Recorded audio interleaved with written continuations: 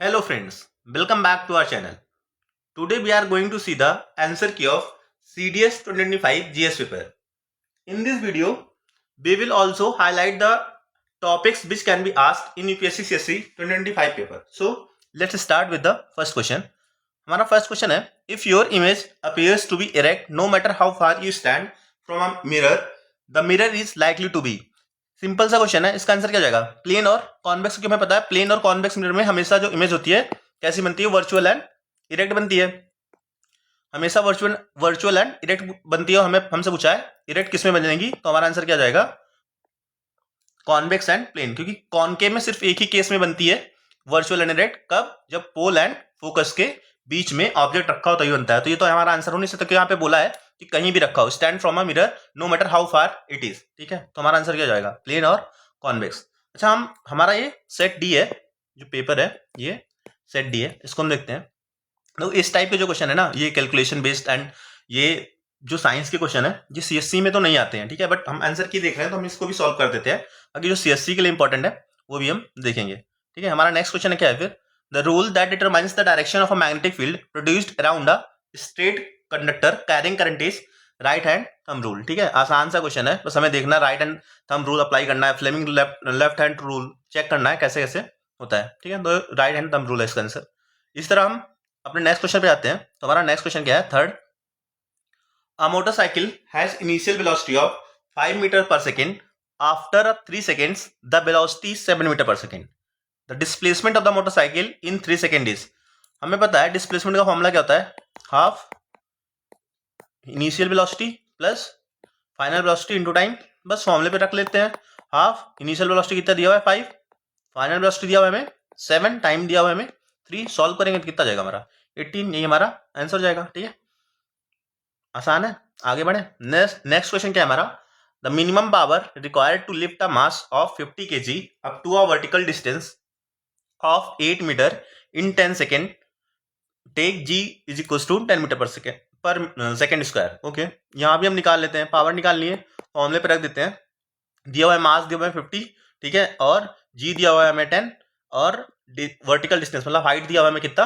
8, और हमें टाइम दिया हुआ है 10। सॉल्व कर लेंगे तो क्या जाएगा? 10 10 cancel out and this is equals to 5 8 40, 400 watt. ये हमारा आंसर जाएगा। ठीक है, आगे बढ़े। हमारा नेक्स्ट क्वेश्चन है base one among the following statement is not correct. देखो, all bodies in the universe attract each other due to the gravitational force.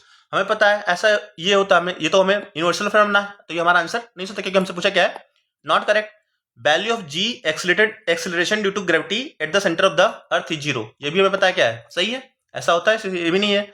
Mass and weight are measured in different units, तो ये भी हमारा गलत हो जाएगा कि ये भी हमारा स्टेटमेंट कैसा है? सही है, बट हमसे नॉन करेक्ट पूछा है। तो जो न्यूटन लॉ ऑफ मोशन पढ़ते हैं उसमें हम तीनों लॉ में ऐसा तो कहीं पढ़ते नहीं है कि Newton law of gravitational follows the Newton's law of motion. ठीक है, ये हमारा गलत हो जाएगा, क्योंकि ये हम कभी नहीं पढ़ते हैं कि न्यूटन लॉ ऑफ ग्रेविटेशन भी होता है। आगे बढ़े। नेक्स्ट क्वेश्चन क्या है हमारा? A body floats in liquid if the buoyant force is, तो क्या आ जाएगा? Greater than its wait. अगर ग्रेटर होगा तभी वहां पे फ्लोट होगा, अगर कम होगा तो क्या हो जाएगा? वो उसमें डूब जाएगा। बराबर होगा तो क्या होगा? उस पर बराबर होगा, अगर कम होगा तो डूब जाता है, अगर ज्यादा होगा तब वो फ्लोट करेगा, नहीं तो उसमें इमर्स हो जाएगा अगर इक्वल टू इट्स वेट होगा। तो हमारा आंसर क्या जाएगा यहाँ पे? Greater than its weight. इस तरह मैंने हमारा नेक्स्ट क्वेश्चन है a metallic sphere of mass 1 kg and volume 2 into 10⁻⁴ metre cube is completely immersed in water, the buoyant force exerted by water on the sphere is। ठीक है, तो हम यहाँ पे भी निकाल लेते हैं, बायंट फोर्स का फॉर्मूला लगा देते हैं। ठीक है, हमें क्या दिया हुआ है? मास दिया हुआ है कितना? 1 kg, ठीक है, फिर वॉल्यूम दिया 2 into 10⁻⁴, डेंसिटी दिया हुआ है हमें कितना? 1000, एंड जी दिया हुआ है हमें 10 दिया हुआ है। इसको अगर हम सॉल्व करेंगे कितना जाएगा? 2 न्यूटन बचेगा, क्योंकि 10⁻⁴ एंड 10⁴ कैंसिल आउट हो जाएगा, तो हमारा आंसर क्या जाएगा? 2। ठीक है, आसान क्वेश्चन है भी, ये सारे तो फिजिक्स के क्वेश्चन है। ठीक है, तो सीडीएस में तो आते हैं, बट ये सीएससी में नहीं आने वाले। ठीक है, तो इसको लेकर आप टेंशन मत लो। ठीक है, बट हम आंसर्स देख रहे हैं तो देख लेते हैं क्या होगा इसका। तो हमारा आंसर क्या जाएगा? ये 2 हो जाएगा। ठीक है, इस तरह हमारा नेक्स्ट क्वेश्चन है a light bulb rated as 60 watt at 220 volt has a potential difference of 110 volt across its and the power dissipated in this light bulb is। ठीक है, देखो यहाँ पे हमें पता है पावर का फॉर्मूला b² बाई आर, ठीक है। यहां से अगर हमें देखें, जब बल्ब का जो वो दिया हुआ है वो 60 वॉट दिया हुआ है, पावर दिया हुआ है, और हमें क्या दिया है, पोटेंशियल डिफरेंस मतलब वोल्ट दिया हुआ है। यहां से अगर हम आर निकालेंगे तो क्या जाएगा, b square by p, b की वैल्यू रख देते हैं, कितना जाएगा 220 का होल स्क्वायर बाई पावर कितना दिया हुआ है हमें 60। इसी तरह अगर हमें निकालना है पावर डिसिपेटेड, तो वहां भी जो आर होगा वो तो क्या है, कांस्टेंट है, तो आर वहां भी सेम ही होगा। तो वहां से अगर हमें पावर डिसिपेटेड निकालना है तो बी स्क्वायर बाई आर, यही फॉर्मूला हो जाएगा। यहां पे बी कितना दिया हुआ है 110, इसका स्क्वायर करेंगे अपॉन, हमने आर ऊपर निकाला हुआ है कितना है 220 का होल स्क्वायर बाई 60। अगर इसको हम सॉल्व कर लेते हैं तो ये क्या हो जाएगा 60 बाई ये कैंसिल हो जाएगा 1102 एंड 2 का स्क्वायर हो जाएगा कितना हो जाएगा 4, तो 60/4 दैट इज इक्वल्स टू 15। यही हमारा आंसर हो जाएगा। ठीक है, आसान क्वेश्चन, बस हमें फॉर्मूले पे रखना है और हमारा आंसर आ जाएगा। ठीक है, इस तरह हमारा नेक्स्ट क्वेश्चन है, which one of the following is used in a simple microscope, converging lens. ठीक है, ये तो फैक्ट है, हमें पता होना चाहिए कि हमारा सिंपल माइक्रोस्कोप में कन्वर्जिंग लेंस का यूज होता है। ठीक है, the force with which the earth attract an object is called weight of the object. हमें पता है कि mg का फॉर्मूला लगता है, तभी तो हम अट्रैक्शन का जानते हैं। तो वहां पे जो फोर्स होता है वो वेट होता है, जी जो होता है उसी से हम निकालते हैं कि उसका वेट क्या है। ठीक है, वेट कैसे निकालती हो, तो उसका यहाँ पे क्या हो जाएगा, वेट हो जाएगा। ठीक है, मास, डेंसिटी और मैग्नीट्यूड से तो हमें कुछ लेना देना नहीं यहाँ पे। ठीक है, इस तरह हम नेक्स्ट क्वेश्चन की तरफ बढ़ते हैं। हमारा नेक्स्ट क्वेश्चन क्या है, consider the following statements with reference to the secondary waves generated due to an earthquake. देख यहाँ पे देखो एस वेव्स के बारे में पूछा हुआ है। They create troughs and crest in the material through which they pass. हमें पता है एस वेव कैसे करती है, ऐसे ही ठीक है करती है। तो यहाँ पे देखो क्रेस्ट बनता है और ट्रफ बनता है, तो ये हमारा पहला स्टेटमेंट क्या हो जाएगा, सही हो जाएगा। इस तरह हमारा नेक्स्ट क्वेश्चन क्या है, the direction of vibrations of S waves is perpendicular to the wave direction in the vertical plane. हाँ, ये भी सही है। ठीक है, ये कैसा होता है, परपेंडिकुलर होता है, तो हमारा ये भी आंसर हो जाएगा। तो हमारा आंसर क्या हो जाएगा, सी। ठीक है, आसान क्वेश्चन है। ठीक है, इस तरह हम आगे बढ़ते हैं। हमारा नेक्स्ट क्वेश्चन क्या है, identify the mineral on the basis of the following characteristics relating to it. Okay, क्या दिया हुआ है, it is usually a greenish crystal, it is found in basaltic rocks, magnesium, iron, silica are its major elements.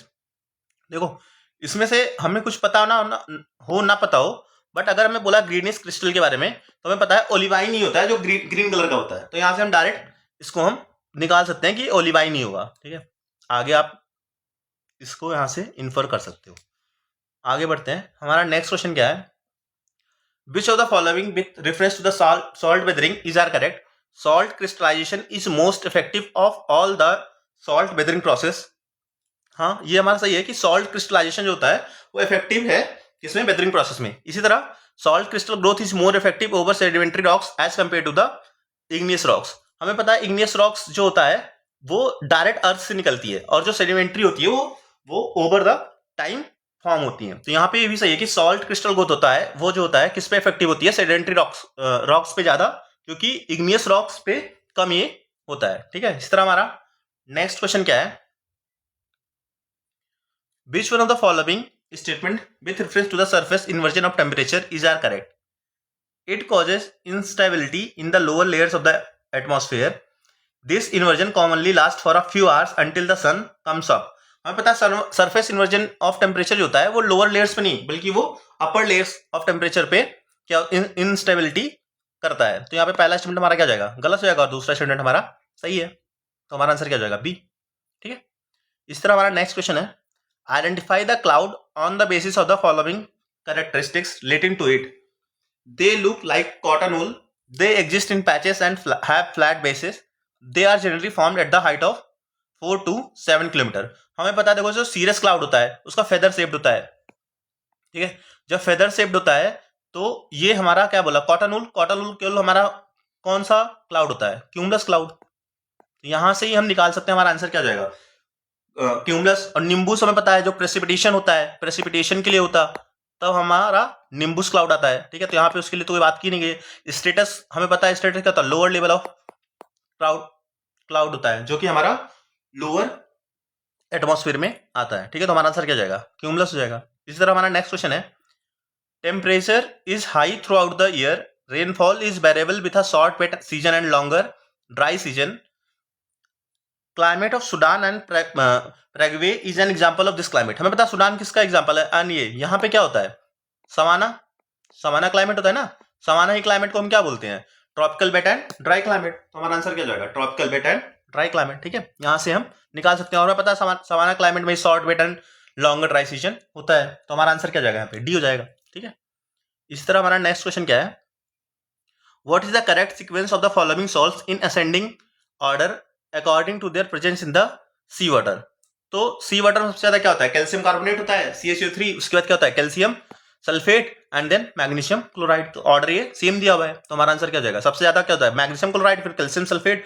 हमें पता है कि यहाँ पे Cl की मात्रा ज्यादा होती है, तभी तो हमें देखो सी वाटर में क्या मिलता है, NaCl मिलता है ना. सबसे ज्यादा क्या हो जाएगा, मैग्नीशियम क्लोराइड होता है. उसी हिसाब से फिर सल्फेट होता है, फिर कार्बोनेट होता है. तो हमारा आंसर क्या जाएगा, 1, 2 एंड 3. असेंडिंग ऑर्डर में पूछा है तो हमारा आंसर जाएगा 1, 2 एंड 3. सी हमारा आंसर जाएगा. ठीक है, इसी तरह हमारा नेक्स्ट क्वेश्चन है, which one of the following statement with reference to the humus is correct. It is a dark colored amorphous substance being collided in nature. It serves as a reservoir of nutrients. दोनों statement हमारा क्या है, सही है, क्योंकि humus जो होता है वो डार्क कलर का होता है और नेचर में वो न्यूट्रिएंट्स से भरा होता है. तो ये भी दोनों हमारा आंसर यहाँ पे क्या जाएगा, आसान हो जाएगा, सही हो जाएगा. ठीक है, अगला क्वेश्चन क्या है, which one of the following biosphere reserve is spread over 3 states in India. हमें पता है कि जो नोकरेक है मेघालय का, एसएसएलएम आंध्र प्रदेश का है, दिहांग दिबांग इधर असम का है. ठीक है, तो नीलगिरीज ही है जो हमारा कर्नाटका, तमिलनाडु एंड केरला में पाया जाता है. तो यही है जो हमारा 3 स्टेट में फैला हुआ है. ठीक है, तो हमारा आंसर क्या हो जाएगा, नीलगिरीज. ठीक है, इसी तरह हमारा नेक्स्ट क्वेश्चन है, river Danube does not flow through which one of the following capital cities in Europe. तो यहाँ पे आंसर क्या है हमारा, प्रागवे का है. ठीक है, यहां से हमारी दानुबे रिवर फ्लो नहीं करती. देखो हम CSC के लिए यहाँ पे देखो 2-3 चीजें देख सकते हैं जो इंपॉर्टेंट हो सकती हैं, जो हमसे पूछ सकता है, फिर से रिपीट हो सकता है. देखो एक तो बायोस्फीयर रिजर्व. ठीक है, इस टॉपिक को हम देख सकते हैं कि बायोस्फीयर रिजर्व अपने जितने भी हैं उसको हम एक बार देख सकते हैं कि कौन कौन से हैं. और दूसरा यहाँ पे हम ये भी देख सकते हैं कि जो ये रिवर वाली मैपिंग होती है कि रिवर कौन कौन सी होती है. तो जो भी इंपॉर्टेंट रिवर्स हैं इंडिया के, तो हमें सारे रिवर्स देखनी चाहिए. और जो कि वर्ल्ड में जो भी इस समय हमारे न्यूज में है या फिर कहीं भी ज्यादातर न्यूज में है, उसको हमें एक बार चेक कर लेना चाहिए कहाँ से फ्लो करेगी. तो 2-3 क्वेश्चन पूछे इस बार CDS में उन्होंने. एक रिवर डेनुबे करके पूछा है, एक पर्ल रिवर के बारे में भी पूछा हुआ है. ठीक है, तो ये हमारा इंपॉर्टेंट हो जाता है CSC के लिए भी, एक बार हम देख लेंगे इसको. ठीक है, आगे बढ़े. हमारा नेक्स्ट क्वेश्चन क्या है, 21. Which of the following statement with reference to Easter Island, a UNESCO World Heritage Site, are correct? It is part of Polynesia group of island. It is territory of the South American nation Chile. ये दोनों statement हमारा क्या है, सही है. देखो यहाँ से भी हम देख सकते हैं कि यूनेस्को वर्ल्ड हेरिटेज साइट को हमें एक बार देखना चाहिए, क्योंकि देखो यूनेस्को वर्ल्ड हेरिटेज साइट के बारे में हमसे पीछे भी पूछा था 2024 में CSC के पेपर में. ठीक है, और इस बार एक क्वेश्चन नहीं 2 क्वेश्चन आया, एक और आया है मोयदम्स के बारे में, असम के मोयदम्स के बारे में भी क्वेश्चन पूछा है. 2 क्वेश्चन यूनेस्को पे भी पूछा है. तो हम एक बार उसको भी, हमारे जितने भी यूनेस्को हेरिटेज साइट्स हैं उसको एक बार हम देख लेंगे, ताकि अगर CSC में आए तो हमसे ये हो जाए. ठीक है, 3 टॉपिक मिल गए हमें, biosphere reserve, UNESCO world heritage site and rivers वाले. ठीक है, नेक्स्ट क्वेश्चन क्या है हमारा, which one among the following is home to the endangered mountain gorillas in Africa. ठीक है, तो इसका आंसर हो जाएगा हमारा बिरुंगा माउंटेन. ठीक है, ये तो फैक्चुअल क्वेश्चन है. ठीक है, फैक्चुअल क्वेश्चन है. बाकी अगर फैक्चुअल नहीं, अगर आपको इसको ऑड वन आउट से करो तब भी हो जाएगा. देखो माउंट केन्ना, किलिमंजारो एंड ये नोग्रंगो क्रेटर, ये तीनों के बारे में हम बहुत ज्यादा सुनते हैं. ठीक है, बट ये बिरुंगा माउंटेन्स के बारे में ज्यादा सुनते नहीं है. तो अगर हम ऐसे भी करें ऑड वन आउट से तब भी हम इसको कर सकते हैं. बाकी फैक्ट है, अगर आता है तब सीखे, नहीं तो फिर स्किप कर सकते हैं. इसी तरह हमारा नेक्स्ट क्वेश्चन है, the country of Jordan was created through the British mandate after world war 1. It is a landlocked. हमें पता है लैंडलॉक तो है नहीं जॉर्डन, तो फिर हमारा आंसर क्या जाएगा, 1 हो जाएगा. ठीक है, इसी तरह हमारा 24th आंसर है, which on among the following places is situated close to the Pearl River estuary in Asia. देखो अभी बोला था ना मैंने, पहले क्या क्वेश्चन पूछा था हमसे, रिवर दानुबे के बारे में, उसका हमसे क्या पूछा, पर्ल रिवर एस्चुरी के बारे में. तो इसका भी आंसर क्या जाएगा हमारा, मकाऊ. इसको भी देखो हम ऑड वन आउट से कर सकते हैं, जैसे ये क्वेश्चन है सेम इसको भी कर सकते हैं. बाकी नहीं करते हैं उससे तो हमारा क्या हो जाएगा, इसको स्किप कर सकते हैं. अगर आता है फैक्ट है तो कर लो, नहीं तो फिर स्किप करो. या फिर ऑड वन आउट से करते हैं तो हम यहाँ पे दोनों क्वेश्चन कर सकते हैं, ठीक है। इस तरह हमारा नेक्स्ट क्वेश्चन क्या है, consider the following statements with regard to Australia. The Coral Sea separates the Great Barrier Reef from the South Pacific. हाँ, हमें पता है कि ग्रेट बैरियर रीफ ऑस्ट्रेलिया की को साउथ पैसिफिक से डिवाइड करता है, ठीक है। इसी तरीके से पूछा नेक्स्ट स्टेटमेंट क्या है हमारा, the Great Dividing Range extends from Melbourne to Perth in Australia. ये जो प्लेसेस है हमारे, ये गलत दिया हुआ है, तो हमारा आंसर क्या जाएगा, 1 ओनली, ठीक है। इस तरह हमारा नेक्स्ट क्वेश्चन क्या है, what is the correct sequence of the following mountain ranges as one moves from the north toward south.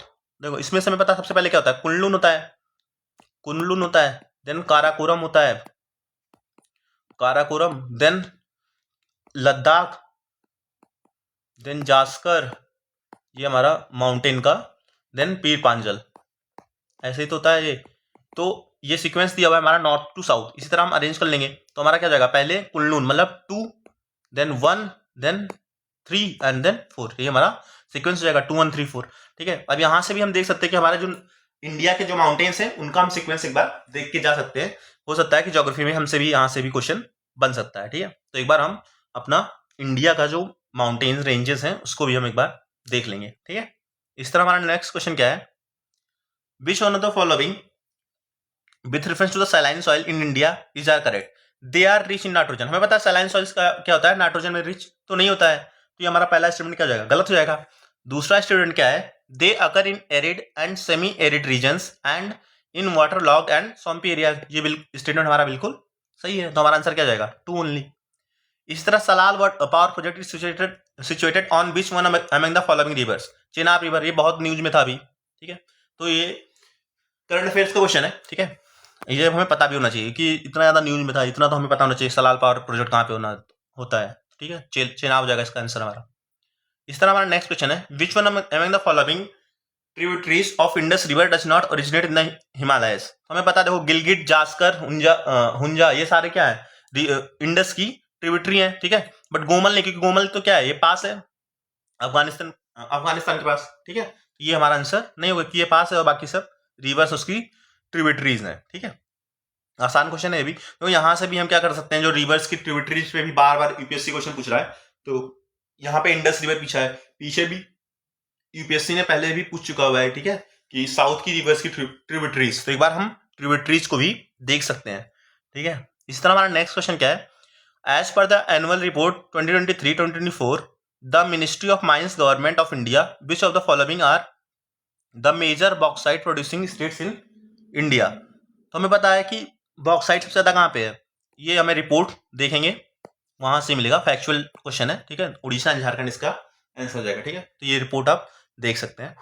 इसी तरह हमारा नेक्स्ट क्वेश्चन क्या है, which one of the following is the purpose of firewall, preventing unauthorised access to computer via the internet. देखो ये पता होना चाहिए फायरवॉल क्या है, ठीक है। नहीं पता तो एक बार जान लो, यही होता है preventing unauthorised access to computer via the internet.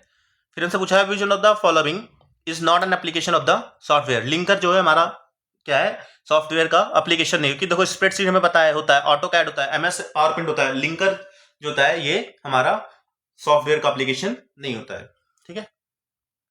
इस तरह हमारा नेक्स्ट क्वेश्चन क्या है, which one among the following is a malicious software, Trojan horse, ठीक है। ट्रोजन हॉर्स जो होता है हमारा मैलिशियस सॉफ्टवेयर होता है, बाकी तो हैकिंग जो होता है, पासवर्ड ट्रैकिंग एंड फायरवॉल, ये हमारे मैलिशियस सॉफ्टवेयर नहीं होते हैं, ठीक है।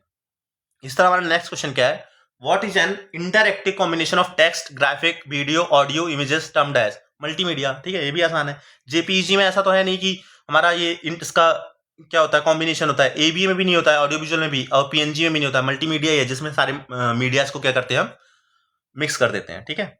इसी तरह हमारा नेक्स्ट क्वेश्चन क्या है, which one of the following is the characteristics of artificial intelligence. तो क्या हो जाएगा इसका आंसर हमारा, रेप्लिकेट्स ह्यूमन डिसीजन मेकिंग, यही हमारा एआई का क्या है, ये कैरेक्टरिस्टिक है, ठीक है। तो हमारा आंसर क्या जाएगा, पहला, क्योंकि ये ना रिलेवेंट इंफॉर्मेशन स्टोर करता है, ना ही डाटा को स्टोर करता है, और ना ही ये इंटरैक्ट करता है, ठीक है। ये क्या करता है, ह्यूमन डिसीजन मेकिंग को क्या करता है, ये रेप्लिकेट करता है, ठीक है।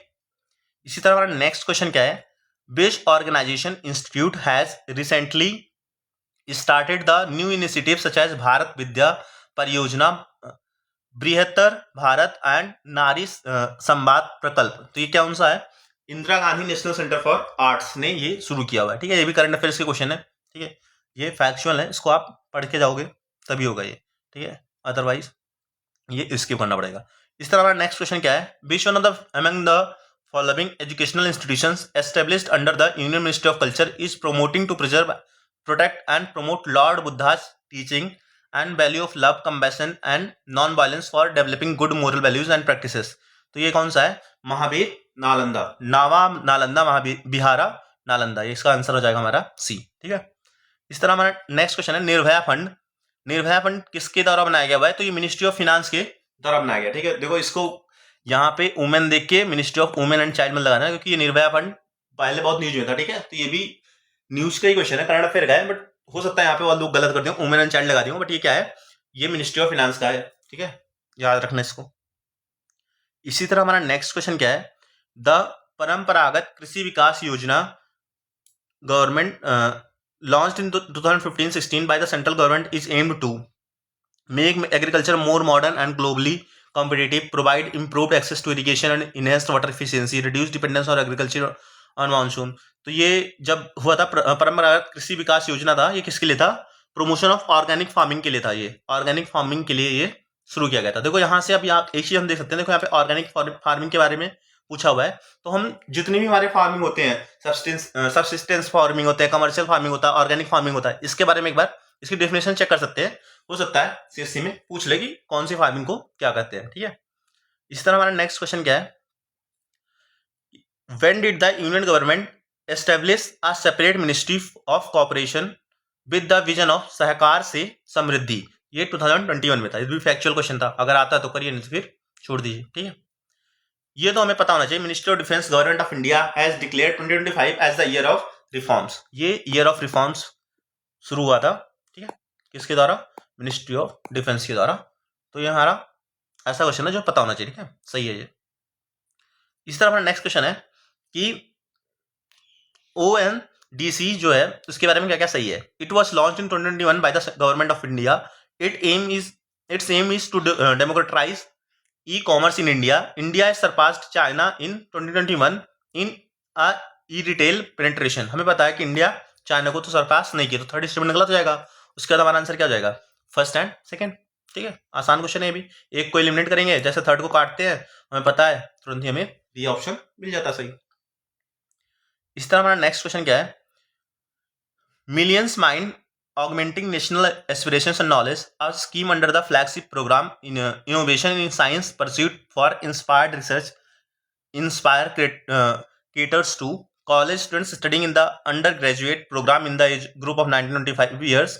The research scholars in recognized research laboratories of national importance, the college teachers of the country, the school children studying in class 6 to 10 in the age group of 10 to 15 years। हमें पता है inspire जो था and million minds के लिए जो भी था, ये हमारा मिनिस्ट्री ऑफ एजुकेशन के द्वारा किसके लिए शुरू किया गया था, स्टूडेंट्स के लिए शुरू किया गया था, स्कूल चिल्ड्रन के लिए शुरू किया गया था, ना कि college student and research scholar के लिए, ठीक है। तो हमारा आंसर क्या जाएगा, डी हो जाएगा, ठीक है। ये भी आसान क्वेश्चन था, ठीक है। कि देखो कॉलेज, यहाँ से भी देखो अगर ऑड और आउट के बारे में सोचना है, यहाँ से भी देख सकते हैं। देखो यहाँ पे सब कॉलेज स्टूडेंट्स की बात की गई है, फिर रिसर्च स्कॉलर के बारे में बात की गई है जो कि कॉलेज की है, फिर कॉलेज टीचर की बात की गई है, ठीक है। एक ही ऑप्शन है जिसमें हमें अलग बात किया गया, स्कूल चिल्ड्रन के बारे में। तो हमारा आंसर क्या हो जाएगा, डी हो जाएगा, ठीक है।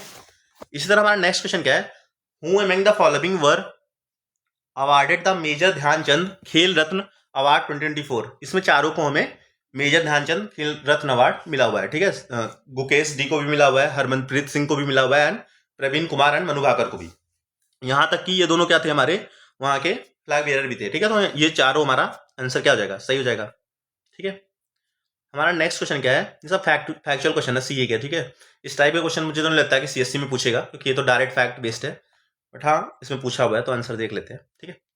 नेक्स्ट क्वेश्चन क्या है हमारा, he was born in Hyderabad, he emerged in the 1970s with a series of films that challenged mainstream Bollywood. He become widely known for Bharat Ek Khoj, a landmark 53 episode television series. He directed 2023 biopic about Sheikh Mujibur Rahman. इसका answer क्या हो जाएगा हमारा, श्याम बेनेगल है, ठीक है। अगर आता है तो ठीक है, नहीं तो फिर आप इसको स्किप कर सकते हैं, ठीक है। आंसर देख लेते हैं। इसी तरह हमारा नेक्स्ट क्वेश्चन क्या है, the order of Mubarak Al Kabir is the highest national award of Kuwait.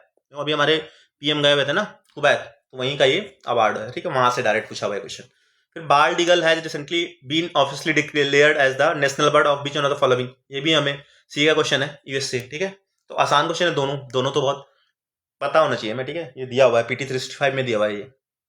इस तरह हमारा नेक्स्ट क्वेश्चन क्या है, Surya Kiran is a joint military exercise between India and, Surya Kiran हमें पता है नेपाल के बीच में। देखो इस टाइप के क्वेश्चन पहले तो यूपीएससी ने नहीं पूछा हुआ है सीएससी में, बट अभी देखो पिछले साल उसने पूछा हुआ था ना एक्सरसाइज के बारे में, एक एक्सरसाइज उसने पूछा था, कौन सी, श्रीलंका के साथ एक्सरसाइज या बांग्लादेश के साथ एक एक्सरसाइज उसने पूछा हुआ था 2024 में।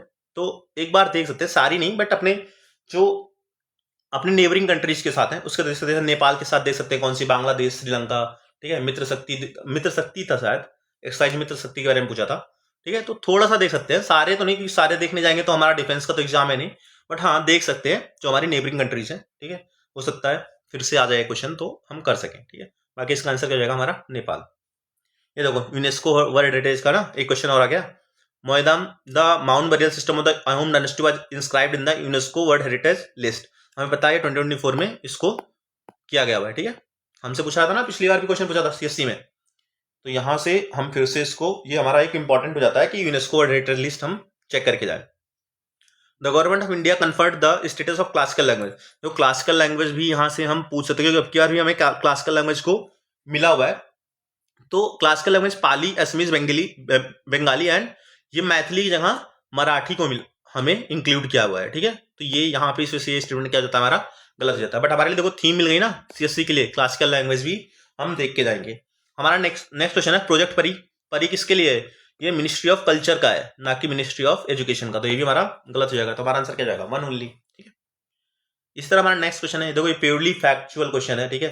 तो क्या है, which one of the following PSLVs launched by ISRO is not correctly matched with their mission, तो हमारा डी ऑप्शन हो जाएगा, ठीक है। बाकी इतना तो मैं उम्मीद भी नहीं रखता ना, मैं खुद ही याद करता हूँ कि कितने हम फैक्ट्स याद करेंगे, ठीक है। इस टाइप के क्वेश्चन तो मैं स्किप ही करके आता हूँ, ओके, ठीक है, आंसर देख लो आप। फिर हमारा जीएसटी पे क्वेश्चन है, which of the following constitution amendment act introduced GST in course of inter state trade और कॉमर्स, हमें पता है 101 अमेंडमेंट से ये इंट्रोड्यूस हुआ था, ठीक है। जीएसटी थोड़ा सा और देख लेते हैं जीएसटी के बारे में, पता है क्या आर्टिकल है इसका, 279 ए, ठीक है, इनकेस पूछता है, ठीक है। और कौन सा बिल था ये हमें ये भी बताना चाहिए, 122nd बिल था, हो सकता है फिर से पूछ ले, 279 ए। अच्छा देखो यहाँ पे हमें पता होता है कि देखो जब इसका जो मेजोरिटी होती है जीएसटी को करने के लिए वो कितनी होती है, 75%, दैट इज 3/4 होती है। अगर हम शेयर देखें तो सेंटर का शेयर जो होता है इसमें वो सिर्फ 1/3 होता है, ठीक है, इसके डिसीजन में, और जो स्टेट का होता है वो 2/3 होता है। हाँ तो ये आ सकता है हमारे में क्वेश्चन कि क्या स्टेट की पावर जो होता है जीएसटी के रिस्पेक्ट में सेंटर से ज्यादा होती है, ऑफ कोर्स। तो हम यहाँ पे इसको ये नहीं कह सकते कि स्टेट की पावर कैसे ज्यादा होती है, वहां पे गलत नहीं करना है, ये हमारा सही है क्योंकि हमारा जो स्टेट का होता है वो 2/3 पावर होता है और सेंटर के पास 1/3, और जो मेजोरिटी चाहिए होती है इसको पास करने के लिए कितना चाहिए होता है, 3/4, दैट इज इक्वल टू 75%, ठीक है। आई होप ये समझ में आया होगा। तो इसका आंसर हमारा क्या जाएगा, फर्स्ट, ठीक है। थोड़ा सा बेसिक सा इंफॉर्मेशन है, पता होना चाहिए इतना। नेक्स्ट क्वेश्चन क्या है, which one among the following UN agencies has received the Nobel prize more than once, तो ह्यूमन जो हमारा यूएनएचसीआर है, ठीक है, यही पाया हुआ है, ये भी 2 बार पाया हुआ है, ठीक है, यही है जो 2 बार हमारा नोबेल प्राइज पाया हुआ है और कोई नहीं पाया, तो हमारा आंसर क्या हो जाएगा, डी हो जाएगा, ठीक है। यही एक एजेंसी है जो 2 बार पाई हुई है, तो मोर देन वंस पूछा हुआ है और बाकी तो, ठीक है, इस तरह हमारा आंसर डी हो जाएगा। आगे बढ़ते हैं, सीबीसी के बारे में पूछा हुआ है, ठीक है। CBC is appointed by the President of India, हाँ हमें पता है, सही है। Committee to recommend the appointment of CBC has the Minister of Home Affairs, हाँ हमें पता है होम अफेयर्स होता है। In certain circumstances, the leader of the single largest group in opposition in Lok Sabha can be on the committee to recommend the appointment of central vigilance commissioner, हाँ ये भी सही है। हमें पता है कि जो उनकी कमेटी होती है उसमें होम मिनिस्टर भी होता है और क्या होता है, लीडर ऑफ अपोजिशन भी होता है, तो दोनों ऑप्शन हमारा सही हो सकता है। देखो थोड़ा सा और जानते हैं, ये सीबीसी जो है हमारा, ये क्या है, कैसी बॉडी है, स्टैट्यूटरी है, ठीक है। एंड कब बनी थी ये, 1964 में, 1964 में बनी थी, किसके संथानम कमेटी के रिकमेंडेशन से ये आई हुई थी, ठीक है, संथानम कमेटी से 1964 में, ठीक है, 1964 में, ठीक है। और स्टैट्यूटरी बॉडी है, ठीक है। अगर फिर से मान लो ये क्वेश्चन आता है तो क्या जाएगा, स्टैट्यूटरी, तो हमारा आंसर क्या जाएगा, इसका तीनों सही है, तीनों इसमें जेनरिक है और तीनों आंसर हमारा सही है, ठीक है। इस तरह हमारा नेक्स्ट क्वेश्चन क्या है, 54 international day of democracy as decided vide UN general assembly resolution is observed on 15 सितंबर। ठीक है, ये भी है फैक्चुअल क्वेश्चन है, हमें पता होना चाहिए कि इंटरनेशनल डे ऑफ डेमोक्रेसी कब होता है, 15 सितंबर। नहीं पता तो हम इसको स्किप कर सकते हैं। ठीक है, वैसे मैं एक्सपेक्ट नहीं करता कि यूपीएससी सीएससी में ऐसा कुछ क्वेश्चन डायरेक्ट पूछेगा वो, बट ठीक है। ऐसे नेक्स्ट क्वेश्चन क्या है हमारा, which one of the following about the NITI Aayog is are correct. Prime minister of India is the chairperson of its governing council, lieutenant governor of Ladakh is a member of its governing council. हमें पता है कि दोनों statement सही है, क्योंकि देखो हमें नीति आयोग में पता है कि प्राइम मिनिस्टर तो उसका चेयरमैन होता है, बाकी सारे स्टेट के सीएम ऑफ ऑल स्टेट होते हैं उसके मेंबर, प्लस क्या होता है कि यूटीज के लेफ्टिनेंट भी, लेफ्टिनेंट जो होते हैं वो भी उसमें, लेफ्टिनेंट गवर्नर जो होते हैं सारे उसमें पार्टिसिपेट करते हैं। तो सारे जब करते हैं तो लद्दाख के भी उसमें पार्टिसिपेट करेंगे ही करेंगे, और प्राइम मिनिस्टर तो उसका क्या होता है, चेयरपर्सन ही होता है। तो दोनों हमारा स्टेटमेंट क्या जाएगा, सही हो जाएगा। इसी तरह हमारा नेक्स्ट क्वेश्चन क्या है, which one of the following about the national commission for women are correct. It is a statutory body. हाँ, हमें पता है कि स्टैट्यूटरी बॉडी है, क्योंकि ये बनी हुई थी 1990 के समय, एक एक्ट की तरफ से बना हुआ था, एक एक्ट के थ्रू बना था 1990 के आसपास से। तो ये हमारा क्या है, सही है। It has the mandate to review the constitutional and legal safeguards for women. हाँ ठीक है, ये तो रिव्यू करती है कि कॉन्स्टिट्यूशनल लीगल सेफगार्ड क्या है वुमेन के लिए, जब वुमेन के लिए बनाई गई है तो वही तो करेगी। And it has the mandate to advise the government on all policy matters affecting women. हाँ, एडवाइस करती है। देखो यहाँ पे ऑल देख के कार्ड मत देना कि भाई ऑल दिया हुआ है तो कार्ड देते हैं, यहाँ पे एडवाइस देने की बात की गई ना, तो किसी भी मैटर पे, सारे मैटर पे वो एडवाइस दे सकती है। वो गवर्नमेंट की मर्जी है कि वो मानता है कि नहीं मानता है। ठीक है, तो एडवाइस तो हम किसी भी मैटर पे दे सकते हैं। तो यहाँ पे ये भी स्टूडेंट हमारा क्या जाएगा, सही हो जाएगा। तो हमारा आंसर क्या जाएगा, डी। ठीक है, आई होप समझ में आया होगा, आसान सा क्वेश्चन है ये। देखो वुमेन में भी हर बार एक दो क्वेश्चन आ ही रहा है। पिछली बार भी देखो हमसे क्या पूछा था, वो नारी शक्ति अधिनियम के बारे में पूछा हुआ था ना यूपीएससी में, फिर से पूछा, हो सकता है फिर से वुमेन पे कोई क्वेश्चन बन जाए, क्योंकि न्यूज में है ही इतना ढेर सारा वुमेन के बारे में, तो थोड़ा बहुत तो जानकारी हमें होना चाहिए। हो सकता है फिर से कोई ना कोई स्कीम पूछ ले। ठीक है, स्कीम पूछ ले। अभी देखो नेशनल कमीशन फॉर वुमेन के बारे में पूछ ही चुका है, कोई भी स्कीम वुमेन के बारे में पूछ सकता है जो ज्यादा इफेक्ट कर रहा वुमेन को। ठीक है, नेक्स्ट क्वेश्चन क्या, देखो ये क्वेश्चन अभी 2024 में देखा था हमने ना, फिर से question, same question with same options repeat हुए हैं। बस क्या हुआ है कि यहाँ पे जो वहां पे पूछा था कि 8th शेड्यूल में इसमें कौन कौन से बोला है कि लेटेस्ट से हुए हैं, is the latest language to be included in the 8th schedule. उसमें पूछा था कि 71st अमेंडमेंट में कौन कौन से हुए थे। ठीक है, तो एक बार इसको देख लो, हो सकता है दोबारा आए तो कर लें। देखो यहाँ पे तो हमें पता है मैथिली है। देखो पहले शुरुआत में कितने थे, 14 लैंग्वेज थे।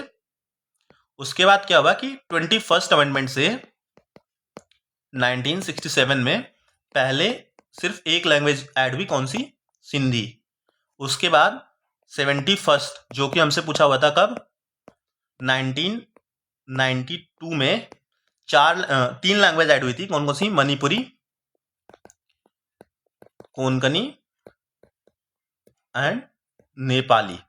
ये हुई थी हमारी 3 लैंग्वेज, जो कि हमारा यूपीएससी सीसी 2024 में पूछा गया था। उसके बाद 92nd अमेंडमेंट जो कि हमारा लेटेस्ट अमेंडमेंट है।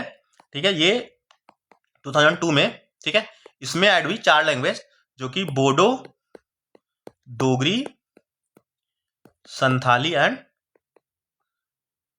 मैथिली। तो हमसे देखो पूछा क्या हुआ है कि लेटेस्ट क्या है, लेटेस्ट कौन सी हमारी, मैथिली। अगर इसमें से और भी कोई ऑप्शन होता बोडो, डोगरी, संथाली में से, तो भी हमारा आंसर हो सकता था। ठीक है, ये थोड़ा सा देख लेना, हो सकता है दोबारा कभी क्वेश्चन पूछे तो हम बताऊं। पहले 14 लैंग्वेज थी, उसके बाद अब क्या हो गया है, 21st अमेंडमेंट से सिंधी ऐड हुई, 71st से मैनपुरी, कोंकणी एंड नेपाली ऐड हुई, और 92nd से हमें Bodo, Dogri and Santhali and Maithili 4 language add हुई। ठीक है, आगे बढ़े। नेक्स्ट क्वेश्चन क्या हमारा, which one among the following states has the highest number of seats in the council of states.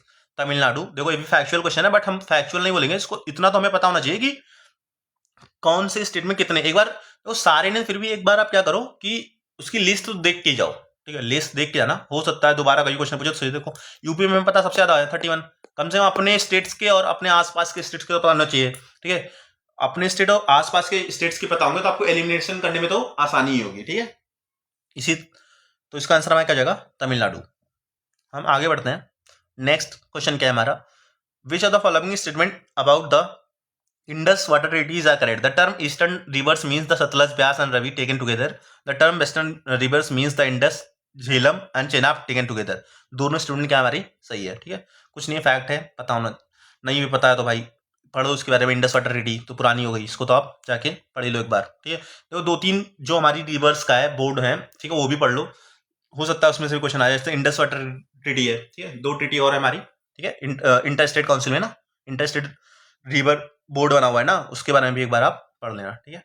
आगे बढ़े, हमारा नेक्स्ट क्वेश्चन क्या है, which of the following statement is are correct as per the constitution. देखो इस question बहुत लोगों को डाउट है, देखो इसमें क्या पूछा था, constitution 86 amendment has added to the right to education. यहां तक देखने के बाद ही तुरंत ही इसका आंसर क्या बोला हमने, सही है, क्योंकि ये सही। देखो भाई यहाँ पे देखो दिक्कत ये है, किसने बोला है कि to the chapter of DPSP, DPSP में तो पहले से दिया हुआ है, इसको हमने 86 अमेंडमेंट से एफआर में ऐड किया हुआ है, फंडामेंटल राइट में है। यहाँ पे क्या दिया, चैप्टर ऑफ डीपीएसपी, तो ये हमारा स्टेटमेंट क्या हो जाएगा, गलत हो जाएगा, कि 86 से हमने ऐड तो किया राइट टू एजुकेशन को, बट किसमें, फंडामेंटल राइट में, तो हमारा स्टेटमेंट क्या है, गलत है।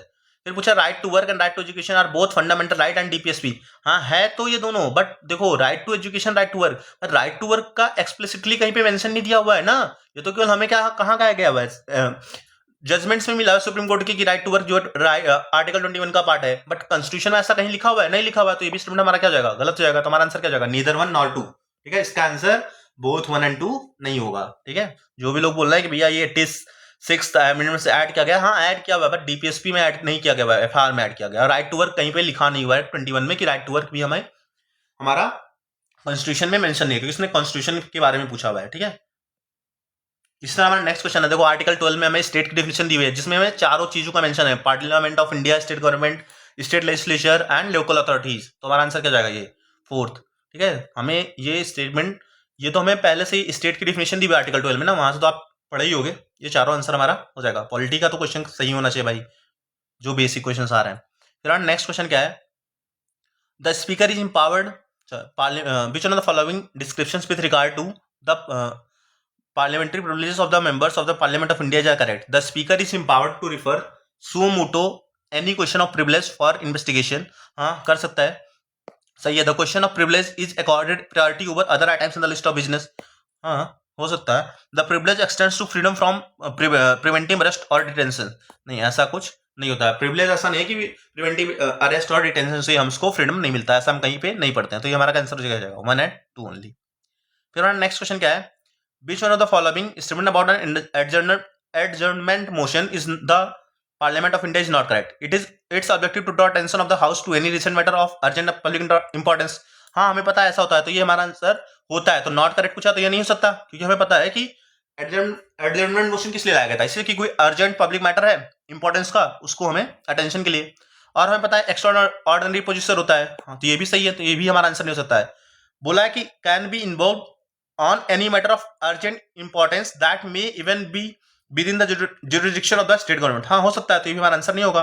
बोला the chair has absolute description to refuse consent, नहीं ऐसा नहीं होता है, ठीक है, ऐसा हम एडजर्नमेंट मोशन के बारे में नहीं पढ़ते, तो हमारा आंसर क्या जाएगा, डी, ठीक है। ये तीनों मैंने गलत काटा है, इसका मतलब नहीं गलत स्टूडेंट है, तीनों सही है, हमसे पूछा नॉट करेक्ट, तो इससे हमारा आंसर क्या जाएगा, डी हो जाएगा, ठीक है। इस तरह हमारा नेक्स्ट क्वेश्चन क्या है, the Kyoto protocol specially relates to which one of the following issues. Emission reduction, हमें पता है क्योटो किस लिए होता है, जीएचजी एमिशन के लिए होता है, ये किसके लिए होता है, ओजोन तो मॉन्ट्रियल के लिए होता है, तो ये तो होगा नहीं, ठीक है। तो हमें पता है कि जो क्योटो होता है जीएचजी के लिए होता है, स्पेसिफिकली जीएचजी एमिशन के लिए, तो हमारा आंसर क्या जाएगा, ये हो जाएगा, ठीक है। इस तरह नेक्स्ट क्वेश्चन क्या है, क्योटो। अब देखो यहाँ से भी हम देख सकते हैं कि ये सारे जो प्रोटोकॉल्स होते हैं इसका कि 1997 में आया था, ठीक है, ये किस किस के लिए होते हैं, इसका स्पेसिफिक एक बार आप चेक कर लेना, ठीक है, चेक कर लोगे आप तो पता चल जाएगा कि मान लो इनके सीएससी में फिर से पूछता है तो हमें पता होना चाहिए कब कौन सा प्रोटोकॉल आया था, बेसिक तो हमें पता होना चाहिए ना कौन किसके लिए है। इसी तरह हमारा नेक्स्ट क्वेश्चन क्या है, ये देखो सबसे आसान सा क्वेश्चन कि इंडिया एंड पाकिस्तान को पार्टीशन में कौन सी लाइन बॉर्डर्स थी, तो रेड क्लिक, कितना आसान क्वेश्चन है, ठीक है। अब इस क्वेश्चन को भी आप गलत कर रहे हो तो फिर दिक्कत है भाई, ठीक है। इस तरह अपना नेक्स्ट क्वेश्चन क्या हमारा, which one among the following statements about doctor Muthulakshmi Reddy a freedom fighter is not correct. She was the first girl student to be admitted into a men's college. She was the first woman legislator in British India.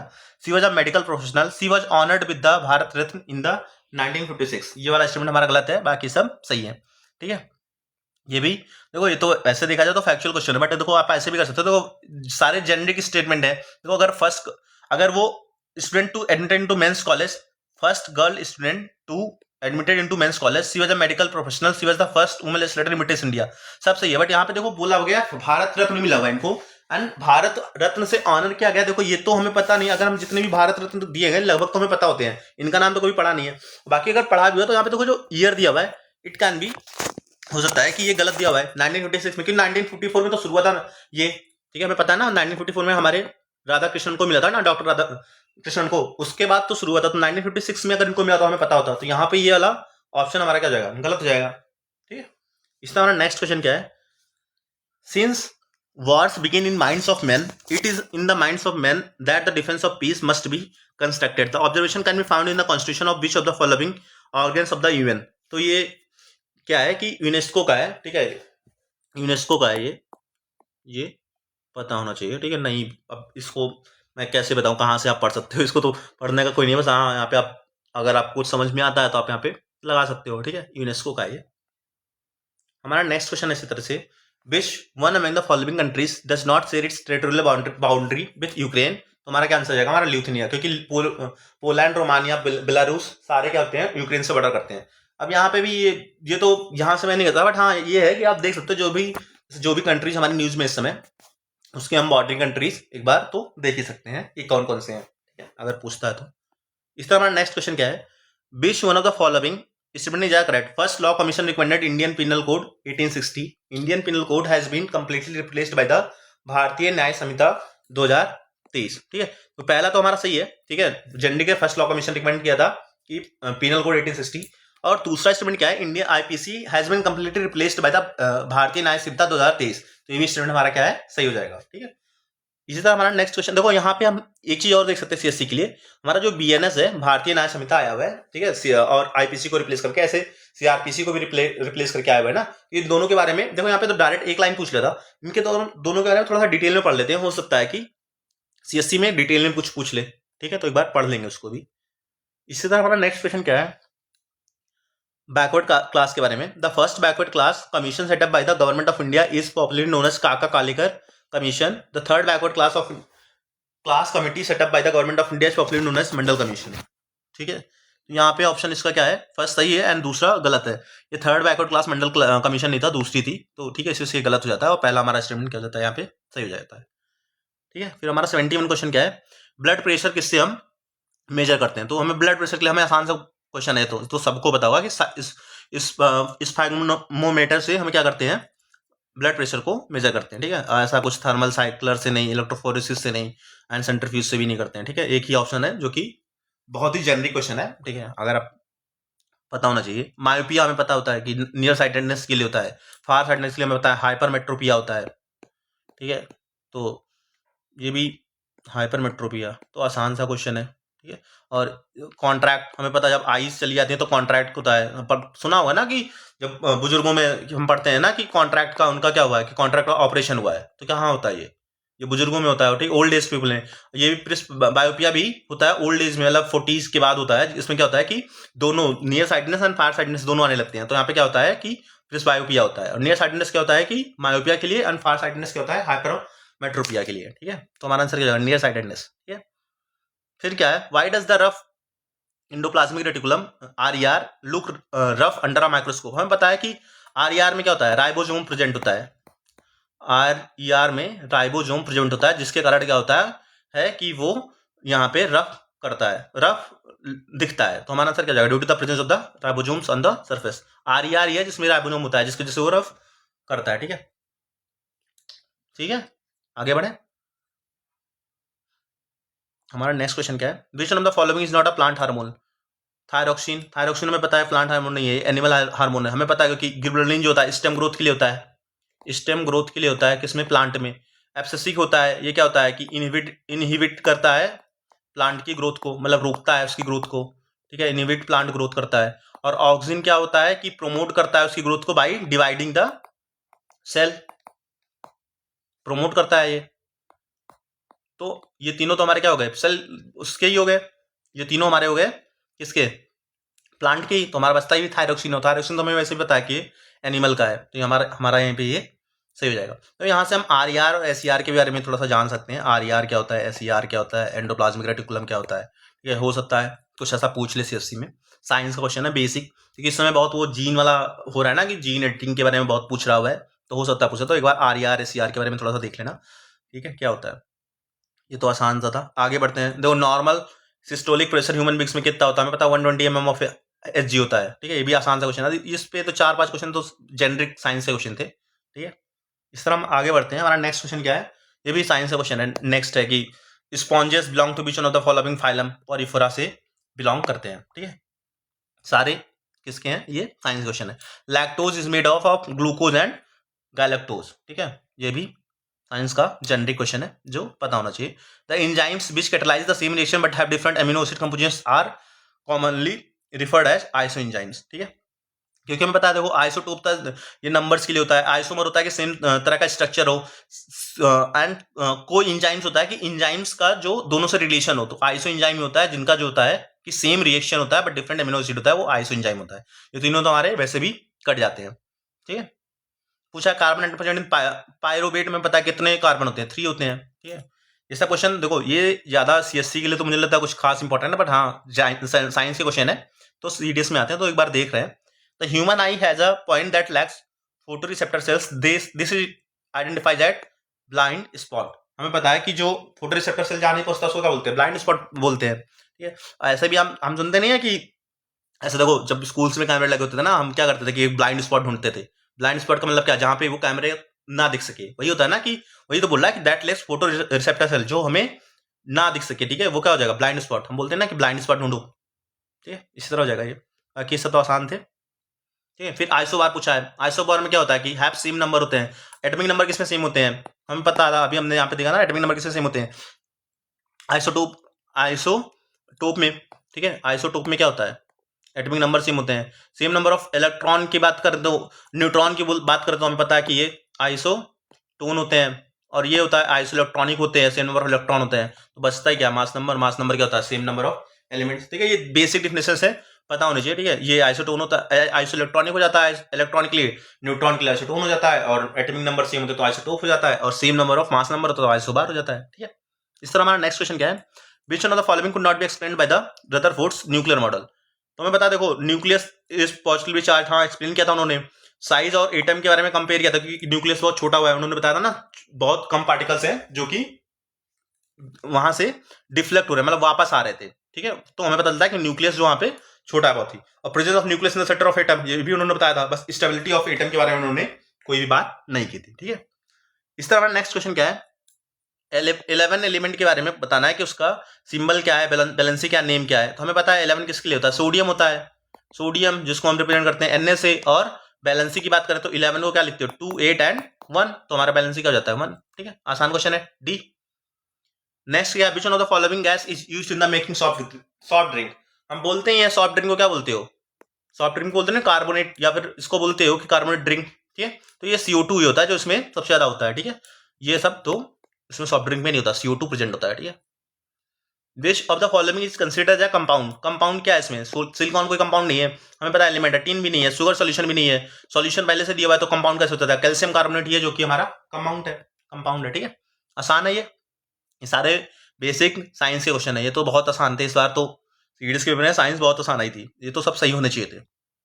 इस तरह हमारा next question क्या है, Rutherford alpha, देखो फिर से वही same question है, अभी यहाँ पे पूछा था ना न्यूक्लियस के बारे में, स्टेबिलिटी बारे में, कहाँ गया, ये देखो यहाँ पे पता चल गया ना, nucleus positively charge nucleus, centre of the atom, comparison of atom and nucleus. जब बोला है वही चीज फिर से पूछता है कि अल्फा पार्टिकल किसकी डिस्कवरी किया था, एटॉमिक न्यूक्लियस की। वही क्वेश्चन ऊपर था, वही फिर से में दे दिया गया था। फिर बोल रहा है मेटलॉइड, मेटलॉइड में पढ़ते हैं जर्मेनियम एंड सिलिकॉन, ये दोनों क्या है, मेटलॉइड है। तो हमारा आंसर क्या जाएगा, 87 का ए।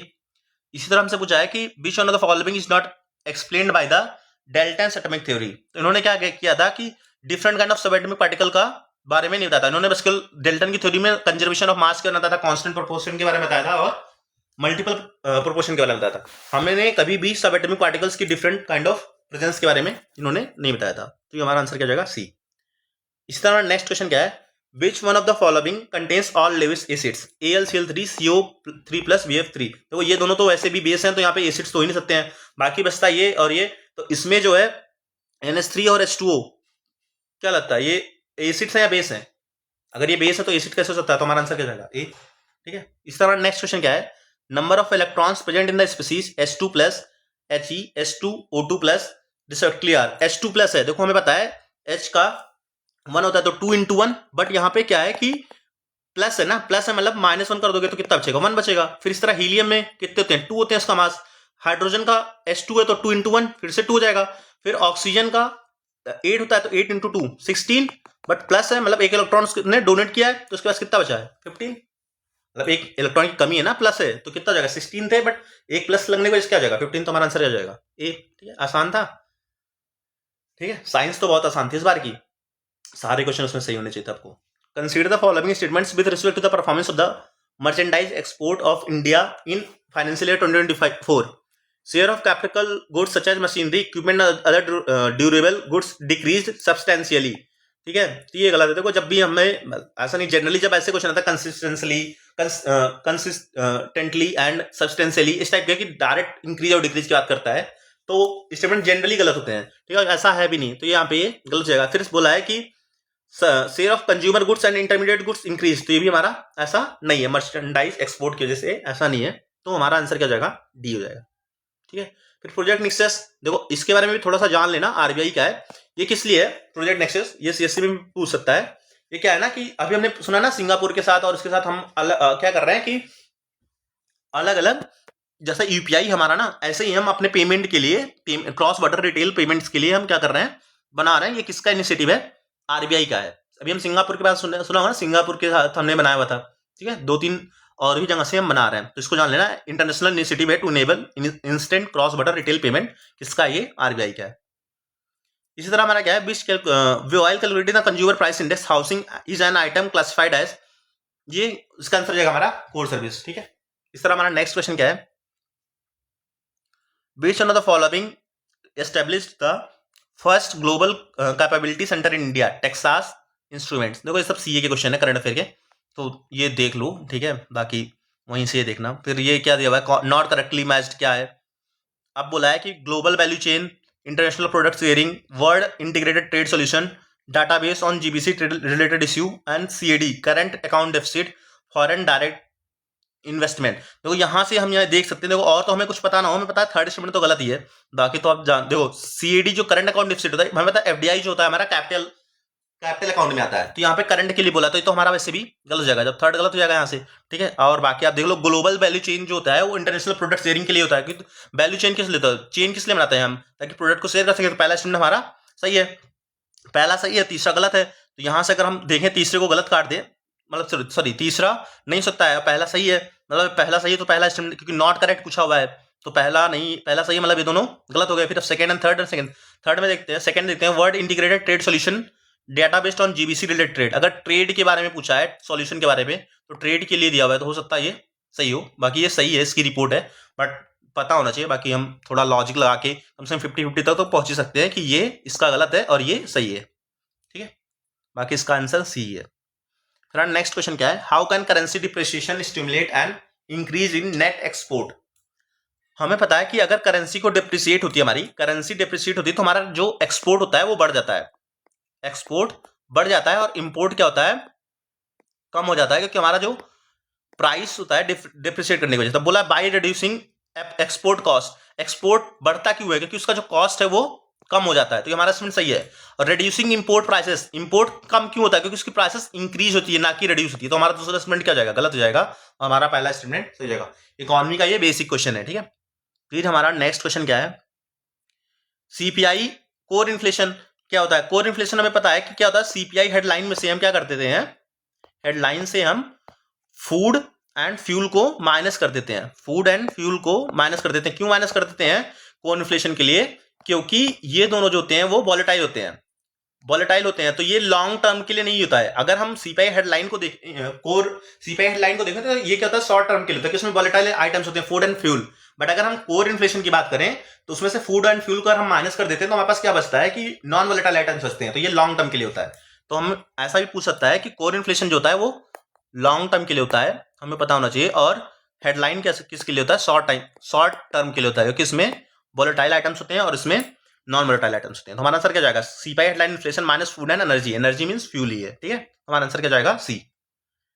इसी तरह नेक्स्ट क्वेश्चन क्या है, in alignment with the guidelines of NEP 2020 Poshan Bhi Padhai Bhi was launched under which one of the following programmes.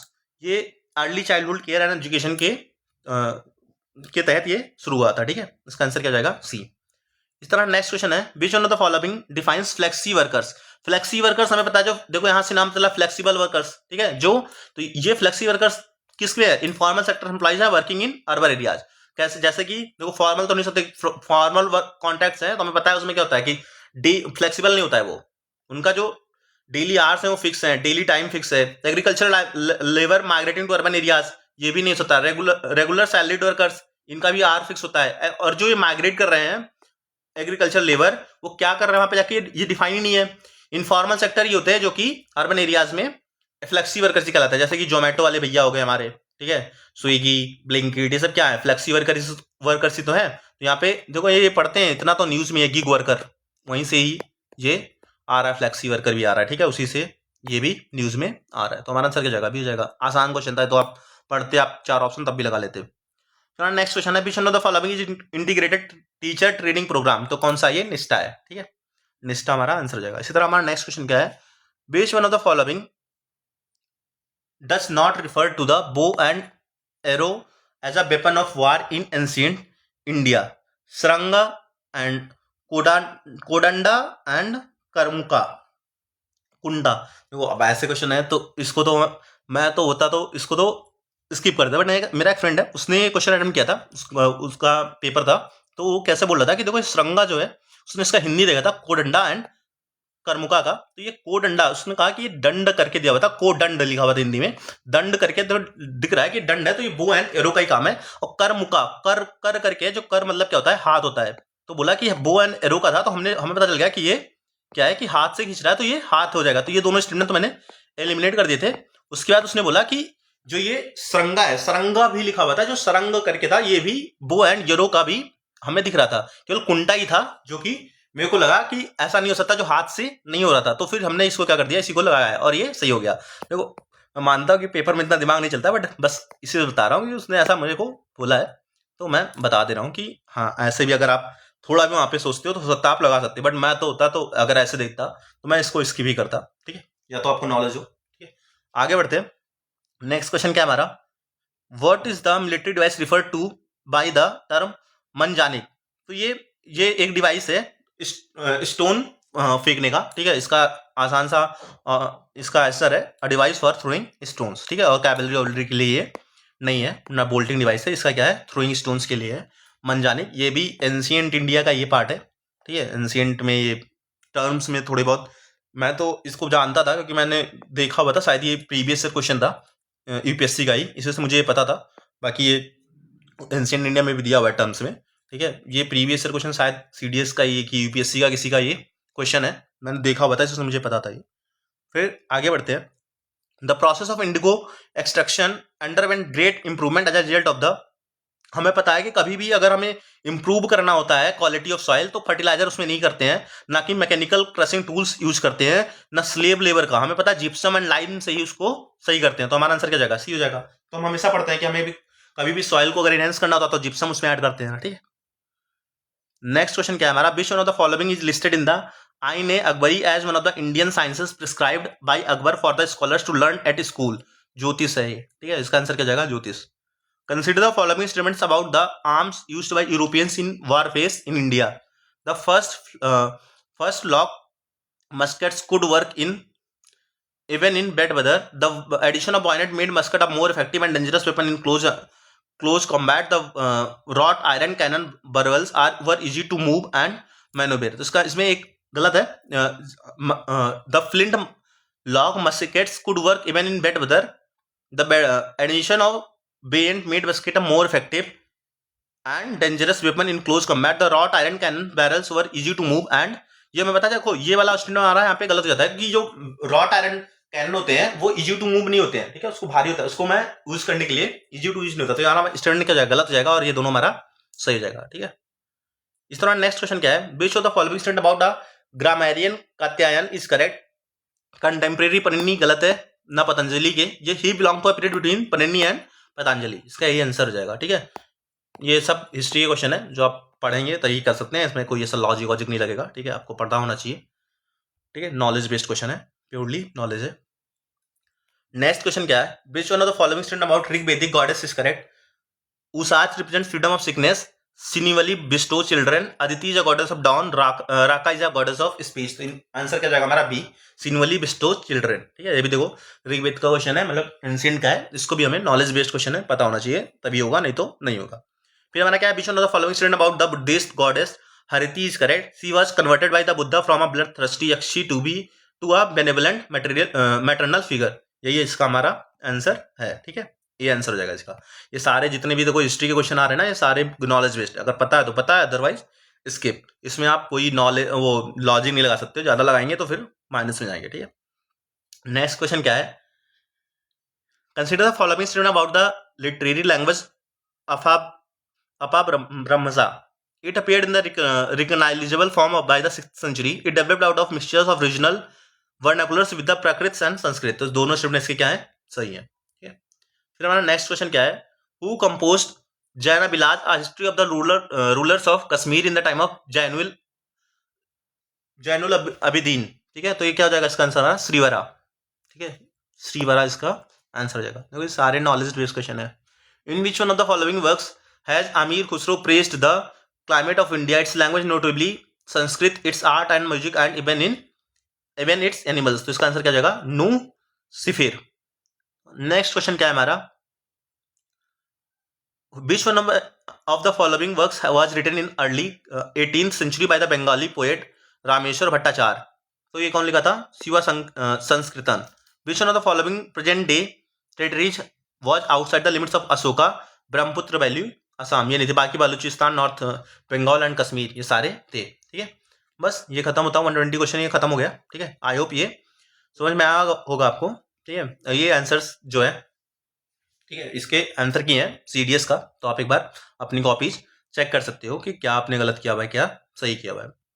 ठीक है, आई होप ये ठीक है, ओके, थैंक यू।